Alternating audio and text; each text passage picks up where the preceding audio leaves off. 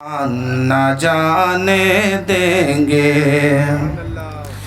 عشق و اخلاق وفا شان نہ جانے دیں گے عشق و اخلاق وفا شان نہ جانے دیں گے ہم مسلمان ہے ایمان نہ جانے دیں گے ہم مسلمان ایمان نہ جانے دیں گے۔ اور کل میدان محشر میں ایمان والے کہاں جائیں گے وہ سماعت کیجیے۔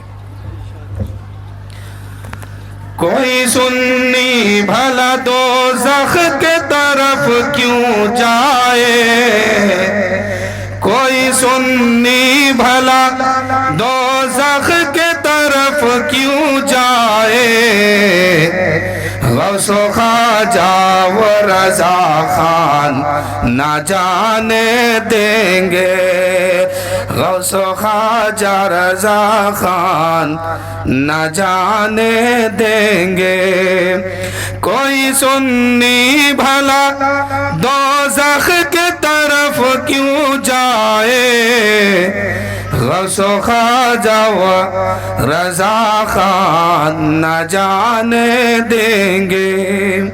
ہم مسلمان ہے ایمان نہ جانے دیں گے، ہم مسلمان ہے ایمان نہ جانے دیں گے، ہم مسلمان ہے ایمان نہ جانے دیں گے۔ اور ایک شعر عقیدت و محبت کے ساتھ سنیے۔ دل میں روشن ہے تیرے دم سے چراغ سنت، دل میں روشن ہے تیرے دم سے چراغ سنت، اعلیٰ حضرت تیرا احسان نہ جانے دیں گے، اعلیٰ حضرت تیرا احسان نہ جانے دیں گے، ہم مسلمان ہے ایمان نہ جانے دیں گے۔ اور یہ شعر بالخصوص مولانا مصلح الدین کے سے توجہ چاہوں گا کہ ہم حسینی ہیں جو کہتے ہیں وہی کرتے ہیں، ہم حسینی ہیں جو کہتے ہیں وہی کرتے ہیں، جان دے دیں گے مگر ایمان نہ جانے دیں گے، جان دے دیں گے مگر ایمان نہ جانے دیں گے۔ بدر کے میدان میں تمام کفار و مشرکین نے میرے نبی صلی اللہ علیہ وسلم کو گھیر لیا۔ کچھ صحابہ کرام وہاں پر موجود تھے اور حضرت صدیق اکبر رضی اللہ تعالی عنہ بھی تھے۔ تمام کفار و مشرکین نے نبی پاک صلی اللہ علیہ وسلم کو چاروں طرف سے گھیر لیا ہے، کوئی پتھر مار رہا ہے، کوئی تیر چلا رہا ہے، کوئی تلوار چلا رہا ہے، کوئی کیا کر رہا ہے، مگر ابو بکر صدیق دیوانہ وار کبھی آگے جاتے ہیں، کبھی پیچھے آتے ہیں، کبھی دائیں آتے ہیں، کبھی بائیں آتے ہیں اور عرض کرتے ہیں یا رسول اللہ۔ اچھا اذان ہو جانے دیجیے۔ اللہم صلی علی سیدنا شفیعنا حبیبنا مولانا محمد معدن الجود والکرم بارک وسلم صلو علیہ صلاۃ وسلام علیکہ یا رسول اللہ صلی اللہ تعالیٰ علیہ وسلم۔ ابو بکر صدیق رضی اللہ تعالیٰ عنہ کبھی دائیں بائیں اس لیے جاتے ہیں اور عرض کرتے ہیں یا رسول اللہ یا حبیب اللہ، ہم دائیں اس لیے آتے ہیں کہ کوئی تلوار آپ کو دائیں سے نہ لگے یا رسول اللہ، ہم تو بائیں اس لیے آتے ہیں کوئی پتھر آپ کو بائیں سے نہ لگے یا رسول اللہ. ہم تو سامنے اس لیے آتے ہیں کہ پہلے لگے تو ابو بکر صدیق کے سینے کو لگے, آپ کو نہ لگے یا رسول اللہ. ہم پیچھے اس لیے جاتے ہیں کہ ہم پیچھے اس لیے جاتے ہیں کہ پیچھے سے کسی ظالم کا وار نہ ہو جائے یا رسول اللہ. اے میرے آقا, جب تک یہ آپ کا دیوانہ رہے گا تب تک آپ پر جان قربان کرتا رہے گا. ابو بکر صدیق نے وہیں پر جواب دے دیا ہے. اے میرے دوستو, ابو بکر صدیق نے ہمیں وہیں پہ جواب دیا ہے. اے لوگو, اگر نبی پاک کے نام پر خون کا قطرہ بہا جاتا تو یہی میرے لیے قربانی ہو جاتی. ابو بکر صدیق نے وہیں پہ جواب دیا ہے. وہ دائیں کیوں جاتے تھے, بائیں کیوں آتے تھے, سامنے کیوں آتے تھے, پیچھے کیوں جاتے تھے؟ پتہ یہ چلا کہ جان کوئی بڑی چیز نہیں ہے, ایمان بڑی چیز ہے. ایمان بچ کے رہے گا پھر اس جان کی قیمت لگائی جائے گی, ایمان نہیں تو پھر اس جان کی کوئی قیمت نہیں لگائی جائے گی. اے میرے دوستو, ابو بکر صدیق نے وہیں پہ جواب دے دیا ہے. اے لوگو, نبی پاک کے نام پر خون کا قطرہ بہنا یہی قربانی ہے.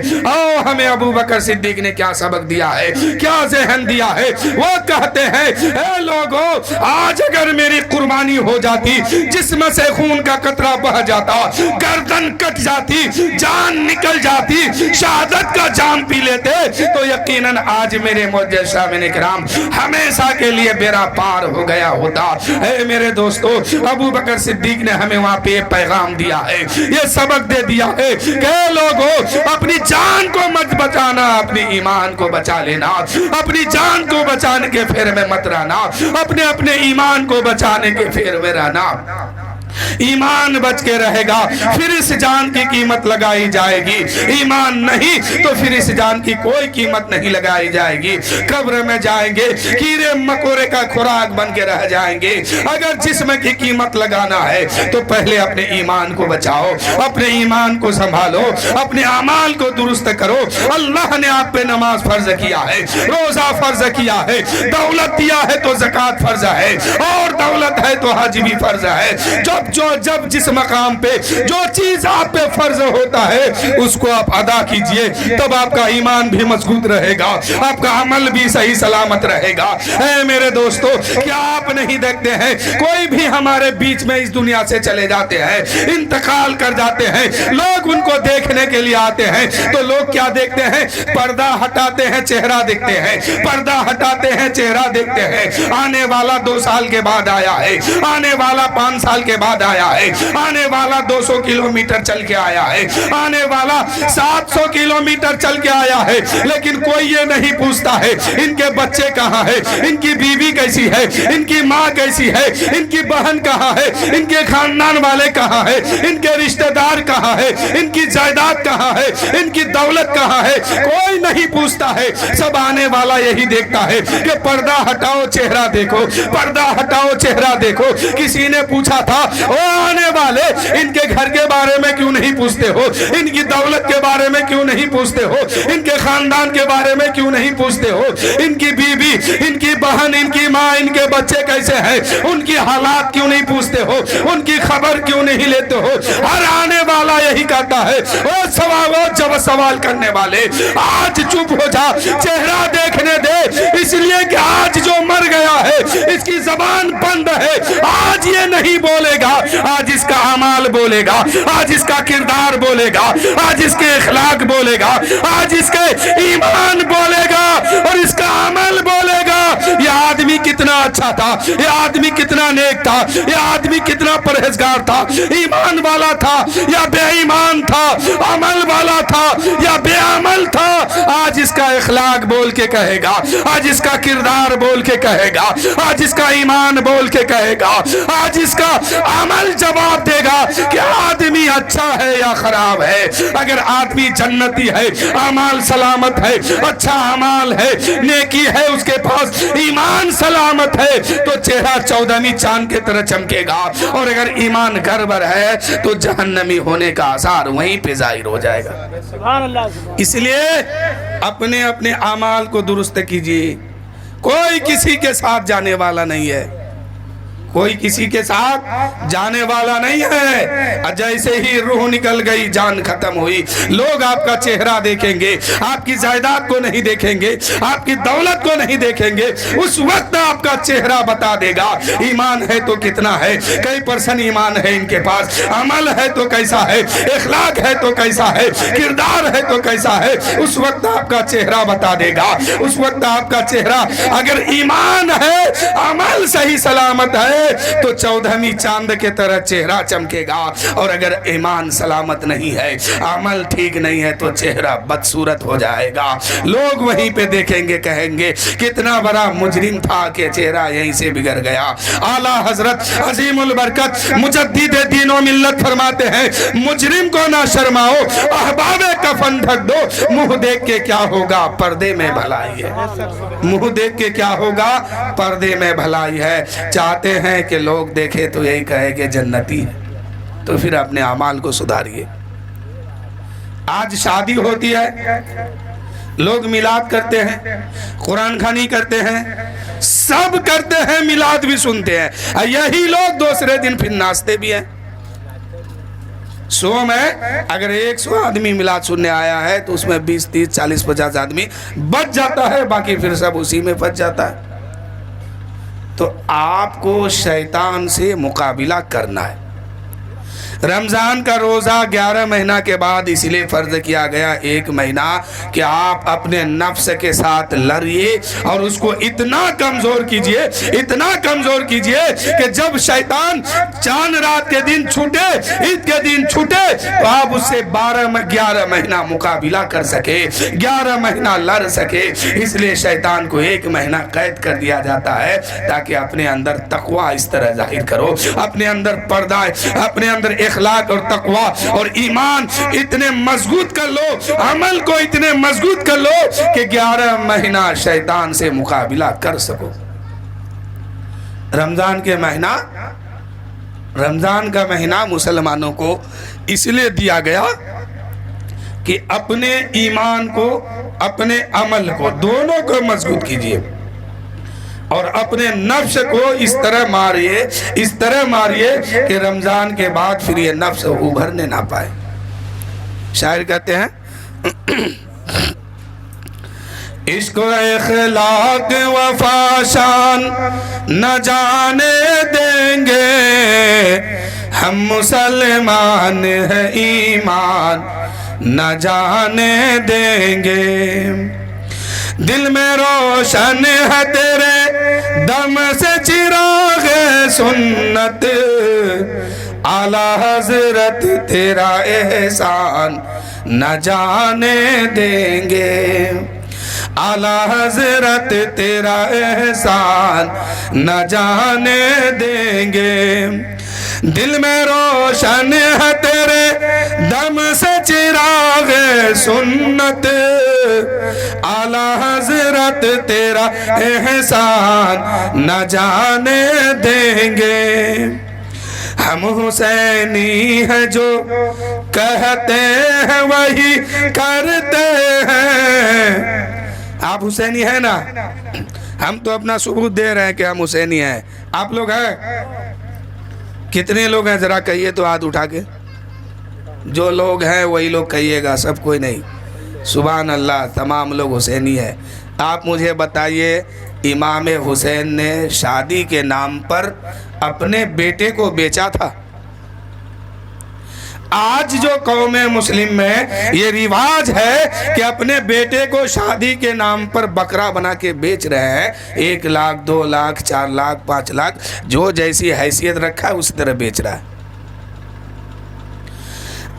और दावा ये करते हैं कि मुहर्रम का महीना आ जाए तो या हुसैन या हुसैन या हुसैन, छठी का महीना आए तो या ख्वाजा या ख्वाजा या ख्वाजा, 11वीं शरीफ का महीना आए तो या गौस या गौस, सब कहते हैं। यानी जब जो मौसम आता है, जो महीना आता है, रमजान का महीना है तो अलग है, मुहर्रम का महीना है तो अलग है। मुहर्रम का महीना जब आता है, हमारी कौम या हुसैन कहती है। इस तरह के अंदाज, इस अंदाज से आती है कि लगता है कि इससे बड़ा आशिक कोई नहीं है। जैसे ही मुहर्रम का महीना ख़त्म हुआ, कहाँ गए या हुसैन कहाँ गए कहने वाले कोई पता नहीं। कौन कह रहा था, किनका नारा था, कोई पता नहीं। तो जब हम और आप कहते हैं या हुसैन ऐ मेरे आका हुसैन, हम आपके दामन को नहीं छोड़ेंगे, तो ईमानदारी से बताओ, इमाम हुसैन ने अपने बेटे को शादी के नाम पे कहीं बेचा था, जो आज कौम मुस्लिम बेच रहा है और कहता है कि हम हुसैन का दामन नहीं छोड़ेंगे। अरे इमाम हुसैन तो वो है कि अपने बेटे को 18 साल की जवानी लेकर के मैदान में उतारे हैं, तो करबला के मैदान में यजीदियों के सामने 20,000 जर्रार के सामने 20,000 यजीदियों के सामने उतर करके पूरी शरीयत को बचा के कौम मुस्लिम को दे दिया। एक हुसैन का बेटा करबला में उतरा था, जिनका नाम हजरत अली अकबर है। 18 साल की जवानी लेके उतरा था। 20,000 का मजमा था, 24,000 का मजमा था, 24,000 दुश्मन एक तरफ था, एक अकेला तन्हा हजरत अली अकबर हुसैन का बेटा 18 साल की जिंदगी को लेके मैदान करबला में उतरे हैं। उस मैदान में उतरे हैं जिसकी रेत भी गर्म है, जिस पर नारे फुरात के पानी भी बन है। जर्रा जर्रा दुश्मन है, सामने दुश्मन है, दुश्मनों के भीड़ में है, दुश्मनों की बस्ती में है। वहाँ कोई अपना नहीं है, अपना शहर नहीं है, अपना गांव नहीं है, अपना कोई मानने वाला नहीं है। दुश्मनों के नरगे में है, दुश्मनों के मजमे में है। करबला की जमीन गर्म है, नारे फुरात का पानी बन है, जर्रा जर्रा दुश्मन बना हुआ है। आज इमाम हुसैन का बेटा ऐसे आलम में करबला के मैदान में 18 साल की जिंदगी को लेके मैदान में उतरे हैं, तो कानून को भी बचाते हैं, शरीयत को भी बचाते हैं, दीन का झंडे को भी बचाते हैं, और शरीयत मुस्तफा को बचा करके उम्मत मुस्लिमा को अता फरमा दिया। शरीयत को बचा करके मुसलमान को दे दिया, और ये कह दिया जाते जाते ये आन और शान मोहम्मद के नाम पर, कुर्बान मेरी जान मोहम्मद के नाम पर। इमाम हुसैन का बेटा 18 साल की जिंदगी लेकर के पूरी शरीयत को बचा के दे दिया, पूरे कानून को बचा लिया, पूरी किताब को बचा लिया, पूरी शरीयत को बचा करके मुसलमान को दे दिया, और जाते जाते ये कह दिया ये आन और शान मोहम्मद के नाम पर, कुर्बान मेरी जान मोहम्मद के नाम पर। और सर जब इमाम पाक का तन से जुदा हुआ, वो पढ़ते रहे कुरान मोहम्मद के नाम पर। सर जब इमाम पाक का तन से जुदा हुआ, वो पढ़ते रहे कुरान मोहम्मद के नाम पर। और भारत में ख्वाजा संजर है, इसीलिए भारत हुआ महान मोहम्मद के नाम पर। भारत में ख्वाजा संजर है, इसीलिए भारत हुआ है महान मोहम्मद के नाम पर। और बरसात की मोहताज नहीं, जात हमारी बो देंगे हम अपना धान मोहम्मद के नाम पर।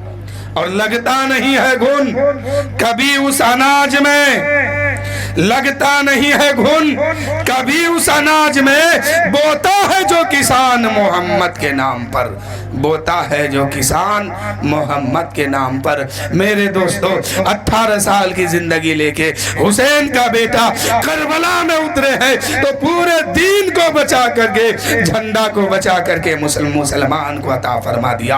आज आपका बेटा कौम मुस्लिम की बहन की एक इज्जत नहीं बचा पा रहा है, कौम की बेटी की एक इज्जत नहीं बचा पा रहा है। क्यों नहीं बचा पा रहा है? इसलिए कि आपने उस बेटे को बेटा नहीं समझा है, बकरा बना के बेचना शुरू कर दिया है। तो मेरे दोस्तों, आप जो जहेज के नाम पे मांगते हैं, शादी के नाम पे पैसा मांगते हैं, ये सब हराम है, हराम।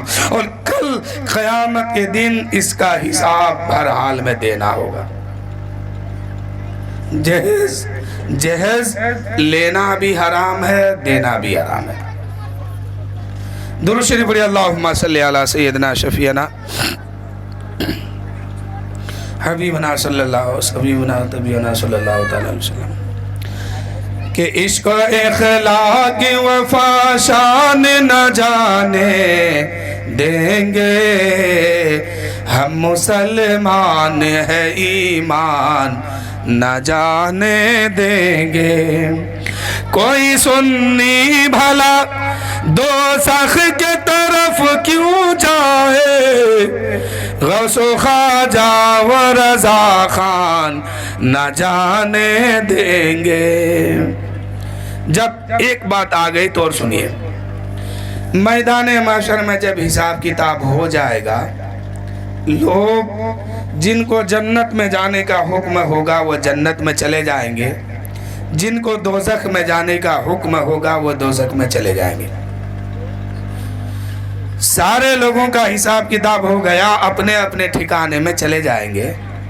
ایسے عالم میں ایک جنتی جنت کے کھڑکی سے دیکھے گا کہ فلاں ابن فلاں مسلمان تھا، ایمان والا تھا، کلمہ پڑھنے والا تھا، اور آج جو ہے جہنم میں جل رہا ہے۔ جنت ہی سے وہ پکار اٹھے گا، او نادان، دنیا میں تو بڑا اچھا انسان بنا تھا، دنیا میں بہت اچھا اخلاق والا کہلاتا تھا، آج کیا ہوا کہ تم جہنم میں جل رہے ہو؟ اتنا کہے گا تو وہ دوزخی دوزخ سے پکار اٹھے گا کہ اے لوگو، آج میں جہنم میں اس لیے جل رہا ہوں کہ وقت کے اندر رہ کر کے ہم نماز نہیں پڑھتے تھے، اسی بنا پر اللہ تعالیٰ نے مجھے جہنم میں ڈال دیا۔ ایک جنتی جنت میں رہے گا، پکار اٹھے گا، او دوزخی دوزخ میں کیوں جل رہا ہے؟ تو قوم مسلم میں جو لوگ ہوں گے یہ لوگ کہیں گے ما سالککم فی سقر، ہم وقت کے اندر رہ کر کے نماز نہیں پڑھتے تھے۔ اس لیے نماز پڑھا کیجئے۔ ایک ایک نماز کے بارے میں وہاں 2 کروڑ 88 لاکھ برس جہنم میں جلنا ہوگا۔ چاہے عورت ہو مرد ہو، جس پر نماز فرض ہو گیا، حد بلوغیت پار کرنے کے بعد اس سمے سے لے کے موت کی آخری شام تک نماز کسی بھی صورت میں کسی کو معاف نہیں ہے۔ جب تک دماغ عقل سلامت ہے نماز فرض ہے، اور جو نہیں پڑھیں گے ان کا حال وہاں بہت برا ہونے والا ہے۔ کسی کا کچھ نہیں بگڑے گا، جو نہیں پڑھے گا اس کا بگڑ جائے گا۔ شاعر کہتے ہیں، کوئی سنی بھلا دوزخ کے طرف کیوں جائے، غوث و خواجہ و رضا خان نہ جانے دیں گے۔ دل میں روشن ہے تیرے دم سے چراغ سنت، اعلیٰ حضرت تیرا احسان نہ جانے دیں گے۔ لب پہ شاداب و پیکر کا ترانہ ہے یہی، ہاتھ سے آپ کا دامن نہ جانے دیں گے۔ درود شریف پڑھیں، اللہم صلی علی سیدنا شفیعنا حبیبنا مولانا محمد معدن الجود والکرم، بارک وسلم صلو علیہ وسلم علیکہ یا رسول اللہ صلی اللہ تعالیٰ علیہ وسلم۔ حضرات، وقت بہت کم ہے، مختصر انداز میں ایک واقعہ سنیے، پھر میں آپ سے رخصت ہو جاؤں گا، اس لیے کہ آج مجھے یہاں سے بہت دور جانا بھی ہے، اور آپ کے سامنے مولانا مصلح الدین صاحب کچھ ہی دیر میں آنے ہی والے ہیں، ابھی نماز پڑھنے گئے ہیں، وہ آئیں گے، بہترین انداز سے ان کی خطاب سنیے گا۔ بس ایک واقعہ سنیے۔ حضرت اویس قرنی رضی اللہ تعالیٰ عنہ بہت بڑا عاشق رسول ہے۔ یہ اپنی ماں کا خدمت کر کے بہت بڑا مقام حاصل کیا ہے، بہت بڑا مرتبہ میں یہ فائز ہے۔ حضرت اویس قرنی رضی اللہ تعالیٰ عنہ ایک مرتبہ اپنی ماں سے اجازت مانگتے ہیں کہ اے امی، مجھے اپنے نبی صلی اللہ علیہ وسلم کی یاد بہت آ رہی ہے، میں اپنے نبی سے ملنے جانا چاہتا ہوں۔ ماں کہنے لگی نہیں بیٹا تم مت جاؤ۔ پھر دوسرا دن جو ہے حضرت اویس قرنی کہنے لگے ماں یاد بہت ستا رہی ہے، جانے دے۔ ماں کہتی ہے نہیں بیٹا تم کو نہیں جانا ہے۔ कुछ दिन तक ये सिलसिला जारी रहा। एक दिन माँ कहने लगी, बेटा तुम जहाँ जाने की बात कर रहे हो उनके बारे में मैंने सुना है कि जो उनको एक बार देख लेता है वहीं पे रह जाता है, वापस नहीं आता है। इसलिए कि सिद्दीक़ अकबर गया था, वहीं रह गए। उमर फारूक गए हैं, वहीं पे रह गए। उस्मान गनी गए हैं, वहीं पे रह गए। और अली मुश्किल कुशा तो उनके घर में ही रहे हैं, तो वो भी वहीं रह गए। इसलिए कि मैंने अपने नबी के बारे में सुना है कि उनका चेहरा इतना हसीन है, इतने खूबसूरत है कि जो उनको एक बार देख लेता है उनका दीवाना हो जाता है, उनका कलमा पढ़ लेता है और वहीं पे रुक जाता है। ए बेटा, तू जिस नबी को देखने की बात करता है, मुझे डर इस बात की है कि अगर तुम उस नबी का चेहरा देख लोगे, उस नबी का मुखरा देख लोगे, उस नबी की सूरत देख लोगे, तो मुझे डर इस बात की है कि तुम वापस नहीं आओगे। अगर तुम वापस नहीं आए तो मेरा देखभाल कौन करेगा? इसलिए कि मैं चल नहीं सकती हूँ, काम कर नहीं सकती हूँ, आंख में रोशनी नहीं है, मैं कुछ काम नहीं कर सकती हूँ, मेरा खिदमत कौन करेगा? मेरी खिदमत कैसे होगी? इसलिए बेटा तुम्हें जाने की इजाजत नहीं है। वो लोग बड़े बड़े थे, गए हैं, वहीं रह गए हैं। अब तुम तो उनका दीवाना पहले से हो, तुम तो उनसे मोहब्बत करने वाला पहले ही से हो। कहीं ऐसा ना हो कि तुम वहां जाओ और जाके ठहर जाओ, तो फिर मेरा देखभाल कौन करेगा? ये मामला चला।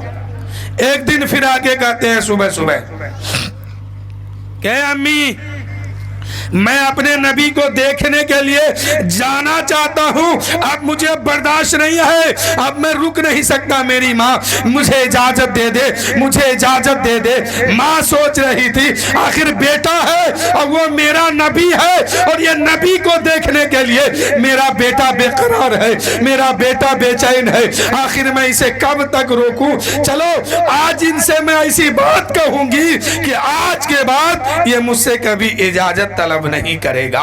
माँ कहने लगी, बेटा जाओ जाओ, अपने नबी को देखने चले जाओ, अपने नबी की सूरत देखने जाओ, उनका चेहरा मुखरा देखने जाओ, लेकिन याद रखना 8 पहर के अंदर तुमको वापस आना है।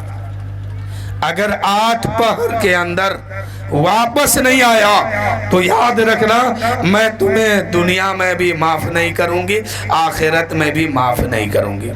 उस वक्त 8 पहर यानी अभी का 24 घंटा हुआ। उस वक्त 24 घंटा नहीं चल रहा था, वो पहर चल रहा था। 8 पहर के अंदर वापस आना है। और हजरत ओवैसे करनी कहाँ पर है? कर्न में है, यमन में है। वहां से मदीने का रास्ता 1 महीने का सफर है, 1 महीना जाने में, 1 महीना आने में। और माँ कह रही है, ए बेटा जा, देखने चला जा, लेकिन याद रखना 8 पहर के अंदर अगर तू वापस नहीं आया तो मैं तुम्हें माफ नहीं करूंगी। यानी 24 घंटे के अंदर वापस नहीं आया तो मैं माफ नहीं करूंगी, यहाँ भी नहीं, आखिरत में भी नहीं। अब मुझे बताओ भला 24 घंटे में 1 महीने का सफर कैसे करते? लेकिन हजरत ओवैसे करनी दीवाना है, हजरत ओवैसे करनी आशिक रसूल है। वो आओ देखते हैं ना ताओ देखते हैं। माँ इजाजत देती है, निकल पड़ते हैं मदीने के जानिब। जिस रास्ते पे जो रास्ता मदीने के जानिब जा रहा है उसी रास्ते पे हजरत ओवैसे करनी चल पड़े हैं। माँ की याद आती है, माँ ने जो कहा था वो बात याद आती है। ओवैसे करनी दौड़ने लगते हैं और गुंबद खज़र ओवैसे करनी मदीना के तरफ दौड़ रहे हैं। और जब नबी की याद आती है कि ये रास्ता तो मेरे महबूब की बस्ती के तरफ जा रही है, ये रास्ता मेरे नबी के घर के तरफ जा रही है, तो हजरत ओवैसे करनी कहते हैं महबूब के तरफ जो रास्ता जाए उस रास्ते में दौड़ना भी बेअदबी है। इसलिए हजरत ओवैसे करनी महबूब की याद में धीरे धीरे चलते हैं। और जब माँ की याद आती है कि 24 घंटा के अंदर वापस आना है तो जल्दी जल्दी कदम बढ़ाते हैं। आखिर ओवैसे करनी इश्क के इम्तिहान में कामयाब हो गए, मदीना पहुंच जाते हैं, मस्जिद नबवी पहुंचते हैं। सहाबा से जाके कहते हैं, ओ सहाबा मेरा नबी कहाँ है? सहाबा ने कहा इस वक्त मिलने का टाइम नहीं है। सहाबा के सामने सामने हजरत उवैस करनी ने कहा नहीं नहीं, मैं तो अभी ही मिलूंगा, इसी वक्त मिलूंगा। उस वक्त जो साहबी वहां पर थे उन्होंने कहा अभी तो नबी यहाँ पे नहीं है, अपने घर में है, अपने हुजरे में है। आयशा हजरत अम्मा आयशा सिद्दीका रदी अल्लाह ताला अन्हा के घर पर है, हुजरे में है, चले जाओ वहां पर मुलाकात कर लेना। हजरत उवैस करनी जो है अम्मा आयशा सिद्दीका रदी अल्लाह ताला अन्हा के हुजरे के करीब जाते हैं, दस्तक देते हैं, आवाज आती है। हजरत उवैस करनी सलाम पेश करते हैं, कहते हैं कि अम्मी जान क्या हुजूर घर पर है, मैं मिलने आया हूँ। अंदर से आवाज आती है नहीं, इस वक्त तो मेरा नबी किसी काम से घर से बाहर गए हैं, तुम ठहरो, जोहर का वक्त होगा तो आ जाएंगे। हजरत उवैस करनी ने एक आह सर्द खींची कि अफसोस, माँ से बड़ी मुश्किल से इजाजत लेकर के आया था, लेकिन वो अफसोस कि आज नबी से मुलाकात ना हो पाई। हजरत उवैस करनी कहने लगे ऐ अम्मा मैं जा रहा हूँ, मेरे नबी आएंगे तो मेरा सलाम कह देना, और एक जुमला ये भी कह देना कि मैदान माशर जब कायम होगा, कयामत का दिन होगा, उस वक्त मेरे नबी मेरी भी शफाअत करके मुझे भी जन्नत दिला देंगे और मेरी माँ का भी ख्याल रखेंगे। यानी मैदान माशर में मेरे नबी से कह देना कि मैदान माशर में मेरा भी ख्याल रखे, मेरी माँ का भी ख्याल रखे। अम्मा आयशा कहने लगी ओ दीवाना अभी बैठ जाओ, कुछ देर में आका तशरीफ लाएंगे, मुलाकात कर लेना। हजरत उवैस करनी ने फरमाया नहीं नहीं ऐ मेरी माँ, मैं रुक नहीं सकता हूँ, इसलिए कि मैंने अपनी माँ से वादा किया है 24 घंटे के अंदर मुझे अपने घर पहुँचना है, नहीं तो मेरी माँ नाराज हो जाएगी, और मैं अपनी माँ को नाराज करके अपने नबी को नाराज नहीं करना चाहता हूँ, इसलिए मैं जाना चाहता हूँ। हजरत अम्मा आयशा कहने लगी अरे तू पागल है क्या कि 24 घंटे में यमन कैसे तू पहुँचेगा, यहाँ से यमन का रास्ता 1 महीने का होता है। तो मेरे दोस्तों हजरत उवैस करनी जब चले थे ना, तो अल्लाह ने जमीन को समेटने का हुक्म दिया, और जो 1 महीने का रास्ता था वो पल भर में तय हो गया। हमारे भारत में ये मशहूर करामत है कि जमीन बहुत समझी गई है। इस वाकया जो है, ये वाकया अकरम चिश्ती इश्क रसूल की किताब में लिखते हैं कि जमीन समेट गई। हजरत उवैस करनी कहने लगे अम्मा आयशा मैं रुक नहीं सकता हूँ, इसलिए कि मैंने अपनी माँ से वादा करके आया है कि 24 घंटे के अंदर वापस आ जाऊंगा, इसलिए मैं अपनी माँ को नाराज करके अल्लाह के नबी को नाराज नहीं करना चाहता हूँ, इसलिए मुझे जाना होगा। आज बेटा माँ बाप को कितने तकलीफ देते हैं, वो साहबी रसूल जो अपनी जिंदगी में उवैस करनी ने जितना कमाया सारी दौलत अपनी माँ पे कुर्बान किया, और खुद हुजूर की गुठलियां पीस पीस करके फांकते थे, पानी पी के जिंदगी गुजारते थे, फटा पुराना कुर्ता पहन के जिंदगी गुजारते थे, और जो पैसा मेहनत करके वो कमाते थे सारा पैसा जो है, सारी रकम जो है अपनी माँ पे कुर्बान कर देते। आज बेटा जवान हो गया, 2-4 पैसा कमा लिया तो माँ को माँ नहीं समझता है, बाप को बाप नहीं समझता है। वही माँ थी जो 4 बच्चे की परवरिश की, जब 4 बच्चा छोटा था और घर में कोई अच्छी चीज आती, अगर 3 चीज है मिसाल के तौर पर 3 आम लेकर के घर पे कोई उन पहुंचा है, तो वो माँ जो है आम को टुकड़ा टुकड़ा कर करके चारों बेटे को बराबर बराबर तकसीम करके खिलाती। अगर कोई बेटा मुंह फेर लेता तो वो माँ जबरदस्ती उसको खिलाती है, लेकिन वही बेटा जब जवान हो जाता है तो अच्छी चीज अगर घर में कुछ लाता है तो उसी माँ बाप से छुपा छुपा खिलाता है। जरा उस वक्त की बात को याद कीजिए जब आप छोटे थे, जब हम छोटे थे, आप में से सब लोग छोटे थे।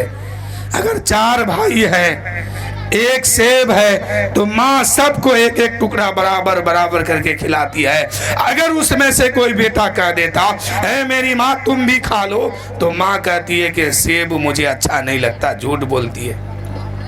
کیوں؟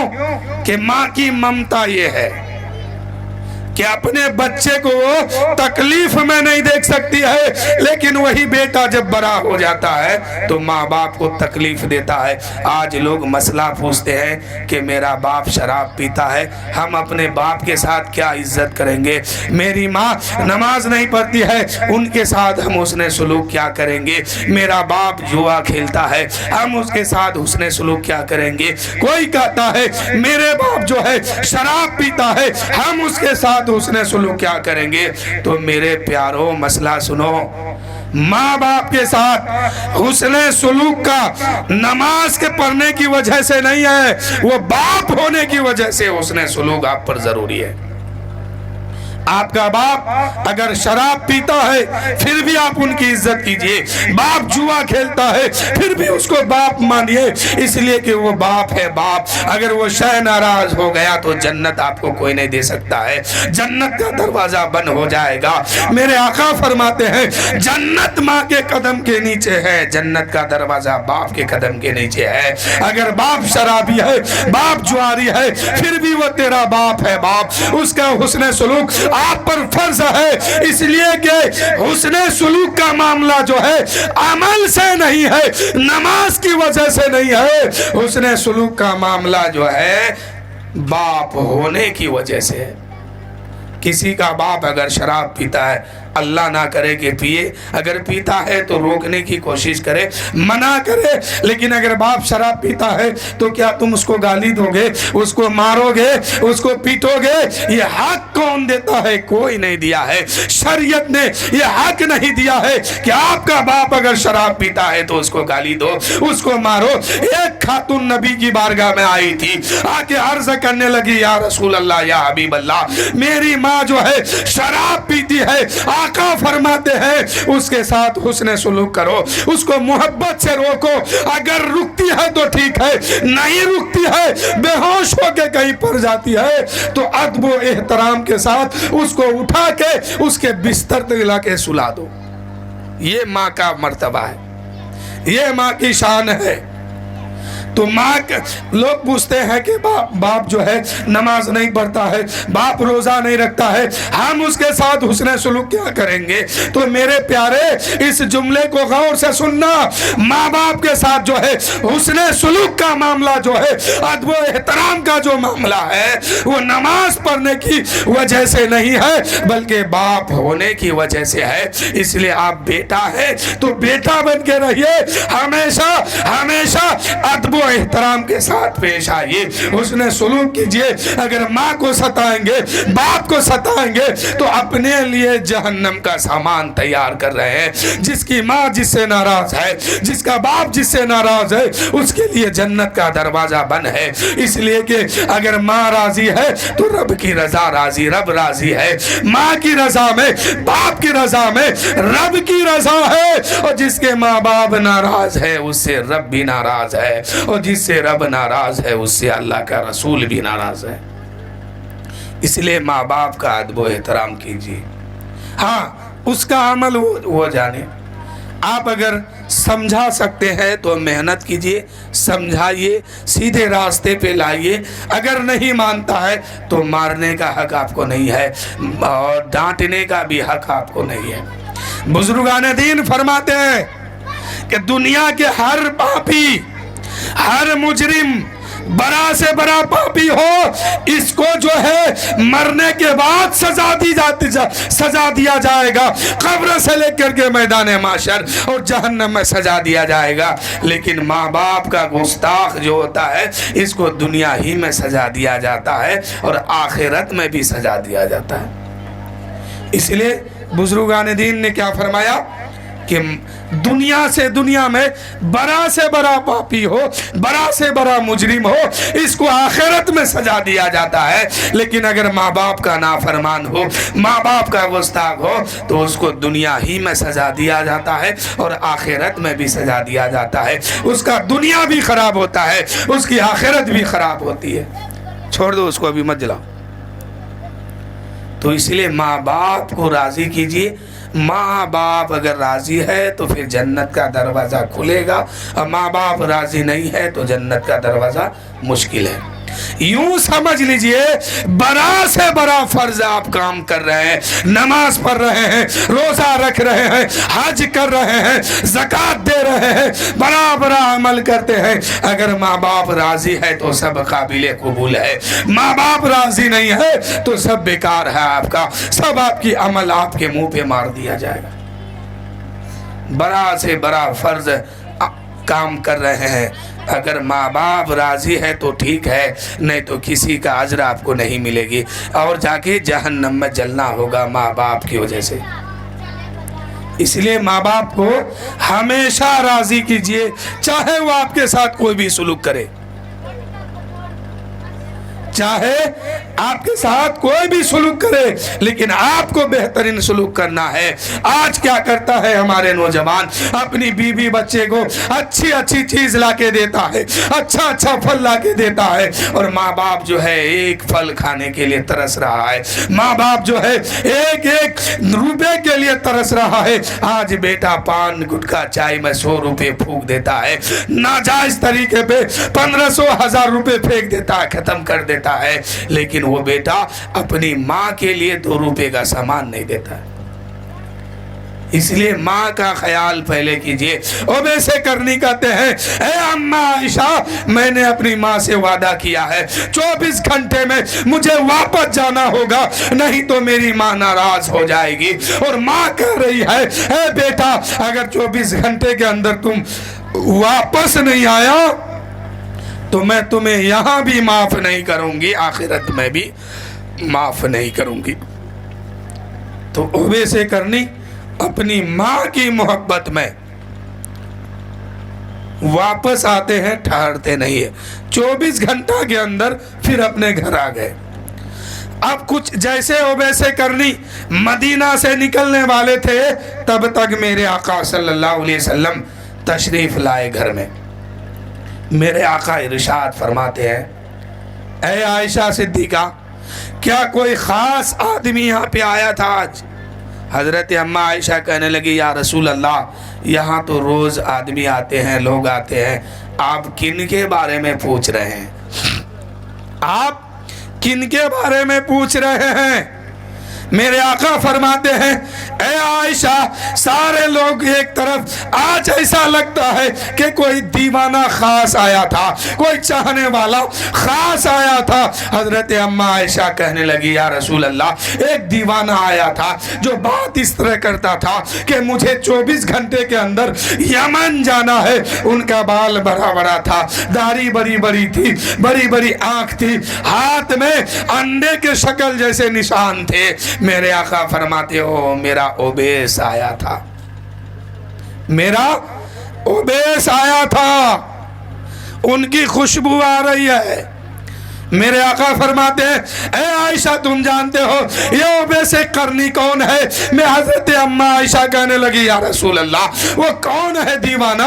میرے آقا فرماتے ہیں، یہ میرا دیوانہ ایسا ہے کہ کل قیامت کا دن قائم ہوگا، اس دیوانے کے صدقے میں اللہ تعالیٰ میری امت میں بہت سارے لوگوں کو بے حساب جنت عطا فرما دے گا۔ یہ اویس کرنی وہ ہے کہ ان کے صدقے میں میری امت بغیر حساب کے جنت میں چلے جائیں گے۔ اور اویس کرنی جب میدان محشر میں پہنچیں گے تو 70,000 فرشتوں کے بیچ میں ہوں گے اور کوئی ان کو پہچان نہ سکے گا۔ اس لیے کہ اویس کرنی نے دعا کی کہ مولا، کل بروز محشر میں صرف تو مجھے دیکھے اور تیرا حبیب دیکھے، اس کے علاوہ مجھے کوئی نہ دیکھ سکے۔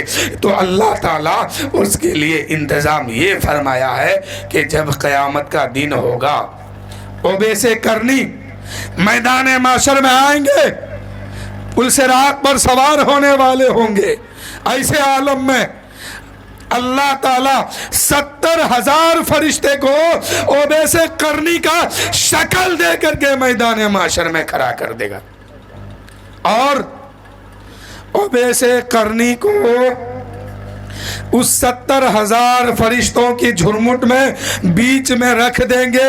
सिर्फ अल्लाह जानेगा, अल्लाह का रसूल जानेंगे, तीसरा कोई नहीं होगा। सारे लोग इसी इंतजार में होंगे, ओवैसे करनी कहाँ है, ओवैसे करनी कहाँ है। इसलिए कि 70,000 फरिश्ता ओवैसे करनी के शक्ल में आएंगे, और ये शक्ल में आने के बाद आगे पीछे दाएं बाएं फरिश्ते होंगे ओवैसे करनी का शक्ल लेकर के, और बीच में ओवैसे करनी होंगे और पुल सिरात पार कर जाएंगे।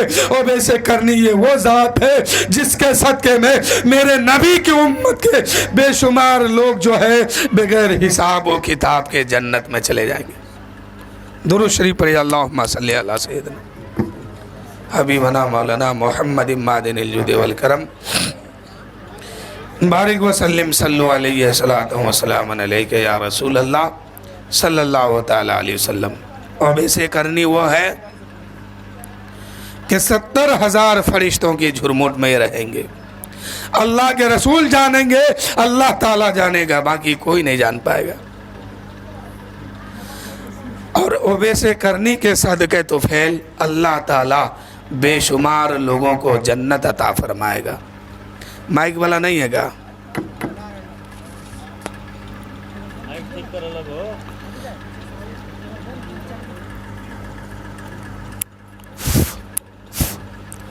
तो अल्लाह ताला हजरत ओवैसे करनी को ये मकाम अता फरमाया। अम्मा आयशा सिद्दीका रदी अल्लाह ताला अन्हा पूछती है, या रसूल अल्लाह, या हबीब अल्लाह, ओवैसे करनी को ये मर्तबा और मकाम कैसे मिला? तो मेरे नबी फरमाते हैं, ए आयशा सुनो, मेरी मोहब्बत में आकर के मेरा ओवैस अपनी माँ का खिदमत इस तरह किया, इस तरह खिदमत किया कि अल्लाह ताला ने ये मकाम उन्हें अता फरमाया। तो ये मकाम कैसे अता फरमाया? माँ की खिदमत करने से। 1000 वली आपके लिए अगर दुआ कर रहे हैं और एक माँ आपके लिए एक बार बद्दुआ कर दे तो 1000 वली की दुआ पर भारी पड़ जाएगी आपकी माँ की बद्दुआ। ये मकाम अल्लाह ने आपकी माँ को दिया है। सारी दुनिया के लोग आपके लिए बद्दुआ करें और माँ हाथ उठा करके आपके लिए अगर दुआ कर दे तो मेरे दोस्तों सारी दुनिया की बद्दुआ एक तरफ और सब पर भारी आपकी माँ की दुआ हो जाएगी। इसलिए आप दुआ कराने के लिए इधर उधर मत जाइए, मत भागिए। खाने काबा में एक आदमी गया था हज करने। एक आदमी का एक बेटा था, मुख्तसर अंदाज में सुनिए। एक लौता बेटा था, बाप ने बड़ी मेहनत करके बेटे को पढ़ाया, बहुत मजदूरी की, मुशक्कत उठाया, गर्मी ठंडी बरसात कुछ नहीं समझा, पैसा कमा कमा करके बेटे को अफसर बना दिया, पढ़ा लिखा के बहुत आगे बढ़ाया। कुछ दिन के बाद बेटे का नौकरी लगी। नौकरी के बाद बेटे को शादी दिलाया।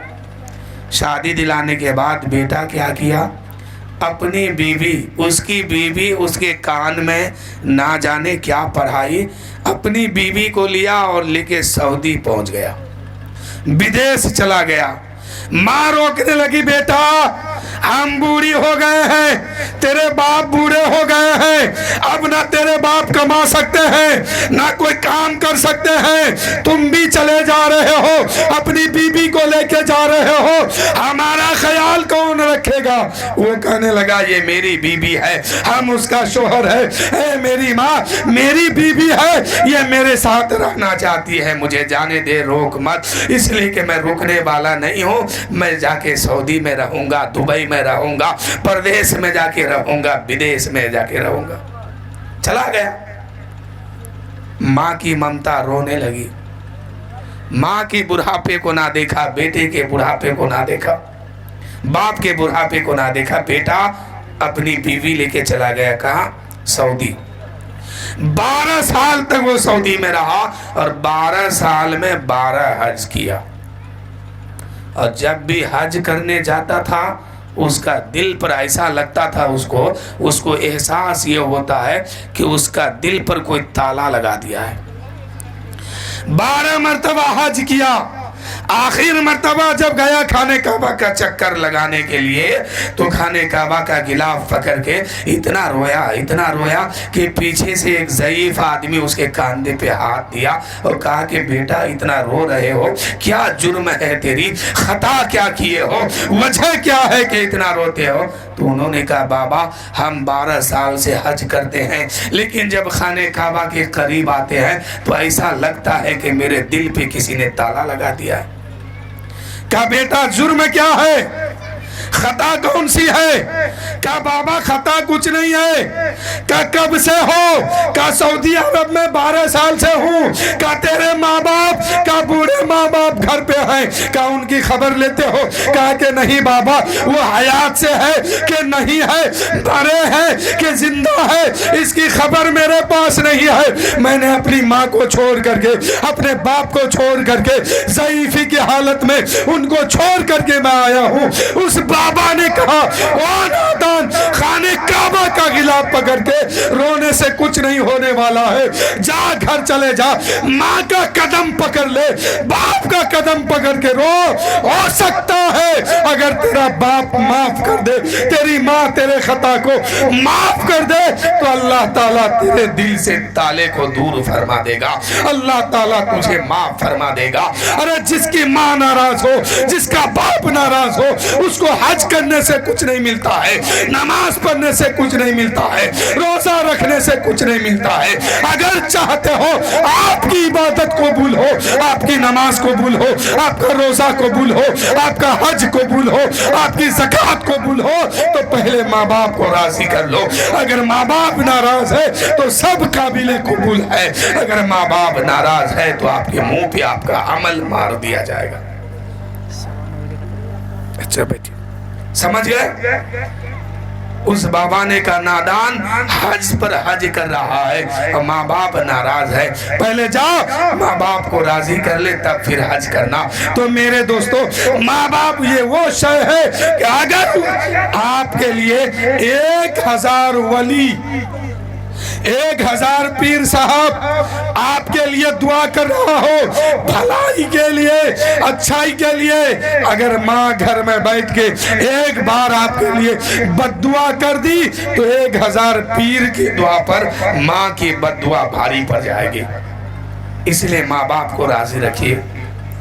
اور اگر پوری دنیا مل کر کے آپ کو دبانا چاہتا ہو، آپ کو مارنا چاہتا ہو، آپ کو تکلیف پہنچانا چاہتا ہو، آپ کے لیے بد دعا کر رہا ہو، اور ماں ہاتھ اٹھا کے رب کی بارگاہ میں ایک بار کہہ دے کہ مولا میرے بیٹے کی حفاظت فرمانا، تو ماں کی دعا 1000 نہیں، پوری دنیا کی بد دعا پر ماں کی دعا بھاری پڑ جائے گی۔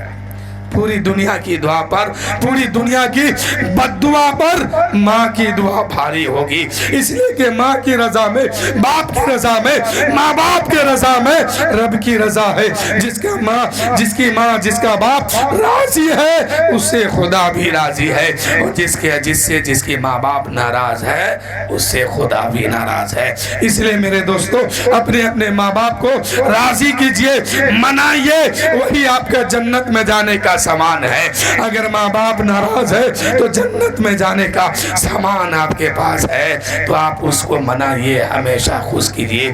تو میرے دوستوں میں اپنی تقریر کو یہی سے ختم کر رہا ہوں، اس لیے کہ مجھے جانا بھی ہے، اور آپ کے سامنے حضرت علامہ مولانا مصلح الدین صاحب بھی جلوہ افروز ہیں۔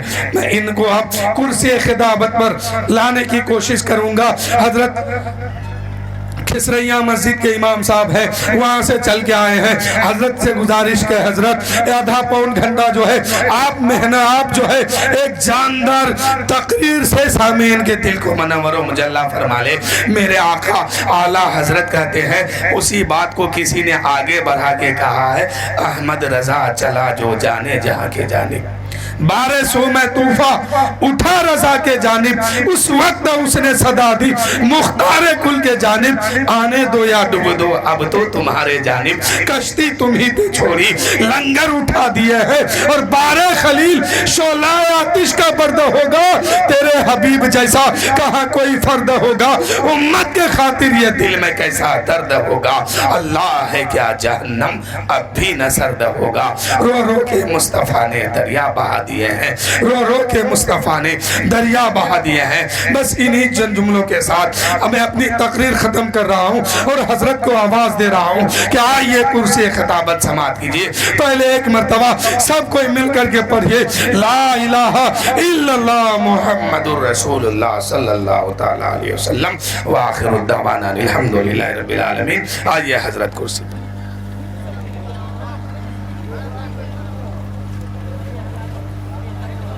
किसी को करवा दिया।